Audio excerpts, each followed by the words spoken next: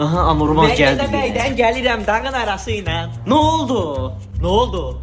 Yine başlama. Yine başlama. Uf, az bəsdir nirvilənlə. Az bəsdir nirvilənlə. Papuqaylıq eləmə. Papuqaylıq eləmə. Mən anormalam. Sən anormalsan. Uf, az iri sürük burada. Bacı, heç bilirsən nəyə oxşuyursan? Neye? Meymunun son balasına. Sıltaş verim ama vaktiyle de benden ha.